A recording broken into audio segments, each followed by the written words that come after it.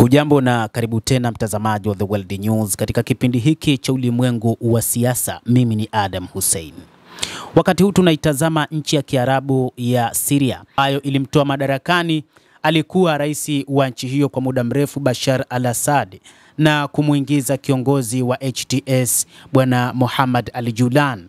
Lakini tangu kuingia kwa al-Julan, Israel imekuwa ikifanya mashambulizi ya mara kwa mara na wakati fulani ni wakati ambapo al-Julan yupo kimya wala hazungumzii juu ya mashambulizi haya yaliyokuwa yakifanywa na Israel.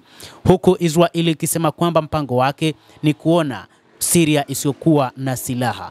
Lakini je, kuna uhusiano gani uliopo kati ya serikali mpya ya HTS chini ya al-Julan na utawala wa Israel wa Benjamin Netanyahu? Basi endelea kunifuatilia uweze kujua kwa mapana uhusiano uliopo kati ya Israel na serikali ya sasa ya Syria ya bwana Muhammad al-Julan. Mwishoni mwa mwaka 2024 ulikuwa ni mwaka wa vuguvugu nchini Syria, mwaka ambao ulimtoa madarakani aliyekuwa rais wa taifa hilo bwana Bashar al-Assad. Ni wakati ambapo kundi la HTS lilipata nguvu ya kuweza kupambana na vikosi vya serikali licha ya madai kwamba kundi hilo lilipata msaada mkubwa kutoka nchini Marekani na hata Israel pia. Hata hivyo, wakati huu wachambuzi wa mambo katika Mashariki ya Kati wamekuwa wakitazama hili kuona ni kwa nini baada ya Syria kufanya mapinduzi kumuondoa madarakani Bashar al-Assad kumekuwa na mashambulizi ambayo yalikuwa yakifanyika katika kambi mbalimbali za kijeshi. Hata hivyo, mchambuzi mashuhuri wa ulimwengu wa Kiarabu ametoa tahariri yake siku ya Alhamisi kwa ajili ya matukio ya Syria na uvamizi unaofanywa nchini humo na utawala wa Israel.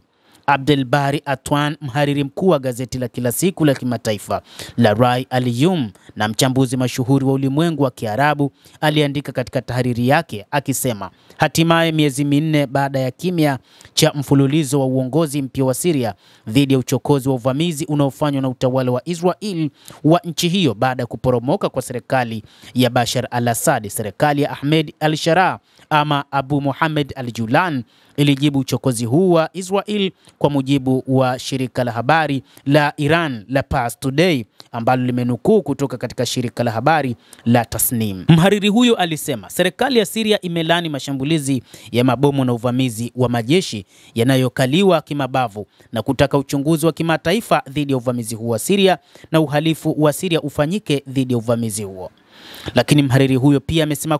Lakini mhariri huyo aliuliza swali iwapo jumuiya ya kimataifa itaitikia wito wa kucheleweshwa kwa Julan na kusisitizwa hujuma za Israel. Amesisitiza kuwa kutokana na sababu kadhaa hatufikiri kwamba jumuiya ya kimataifa itajibu ombi la al-Julan la kusimamisha hujuma za utawala wa Israel, wakiamini kwamba huu ni mpango ambao umeandaliwa na Marekani na washirika wake na hivyo kwa namna moja ama nyingine utakosa nguvu katika jumuiya za kimataifa. Hakuna taifa kutoka mataifa ya Ulaya ambalo limelaani juu ya mashambulizi hayo, lakini pia kila mmoja yupo kimya kuona Syria ikishambuliwa katika maeneo yake ya kijeshi. Kwanza, upande ambao umekiuka mamlaka ya utawala wa Syria ulioteka maeneo na kuwaua raia wa nchi hii ni Israel na sio mfumo wa zamani wa Syria. Ndio maana jumuiya ya kimataifa inayotawaliwa na Marekani hata inakaribisha uvamizi huu wa Israel dhidi ya Syria na haitajibu kabisa.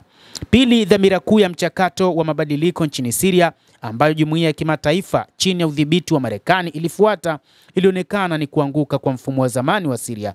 Hivyo Syria mpya haizingatiwi kuwa hatari kwa utawala wa Israel unaokaliwa kwa mabavu, ukiondoa uongozi mpya wa Syria katika orodha ya ugaidi na inaidhinisha kwamba jumuiya ya kimataifa kimsingi haina nia ya kuwasaidia watu wa Syria, zaidi kuna kwamba kuinufaisha Israel ambayo imeapa kuendelea na utekaji wa maeneo ikiwa ni pamoja na Golan Heights na maeneo mengine katika taifa hilo.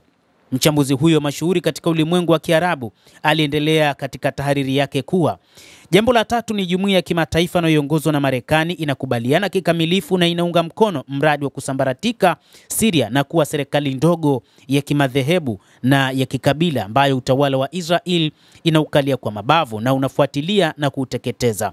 Na ni wazi kwamba Israel haitakuwa na shida katika eneo hilo wakati huo.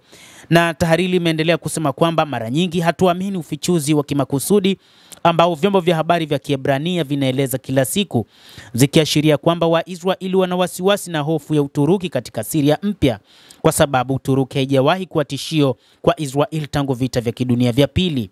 Lakini mfumo wa Syria pia umetangaza tangu siku ya kwanza kwamba haupendi kuwa tishio kwa Israeli na hautaki kukabili uhusiano wa kidiplomasia na Uturuki. Kwa upande mwingine, mhariri huyo wa gazeti la kila siku la Rai Aliyun pia aliandika, tabia kuu ambayo kwa sasa imetayarishwa kwa ajili ya kuunda upya eneo la Mashariki ya Kati kwa mujibu wa matakwa ya masharti ya Israel ni kielelezo cha mapendekezo ya mtazamo wa David Ben Gurion, mwanzilishi wa utawala bandia wa Israel, ambaye anasema kuwa utukufu wa Israel sio katika bomu la nyuklia bali katika kuiangamiza majeshi ya Waarabu katika nchi tatu za Iraq, Syria pamoja na Misri. Hata hivyo, mpango huu wa sasa unaonekana kwamba umepangwa na ni wakati ambapo Al-Julan amepangwa na Israeli na Marekani katika kuiharibu Syria.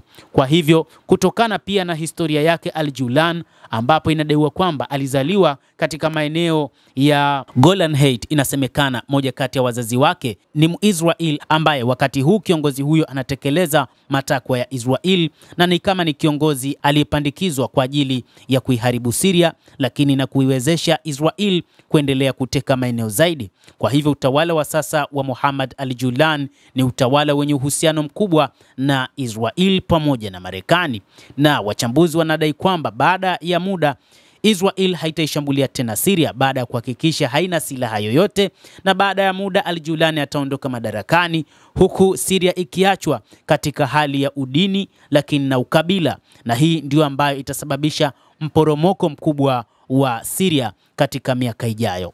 Basi mtazamaji, nawe pia una nafasi ya kulike, kucomment na kusubscribe channel yetu hii. Jina langu ni Adam Hussein. Endelea kuwa nasi wakati wote.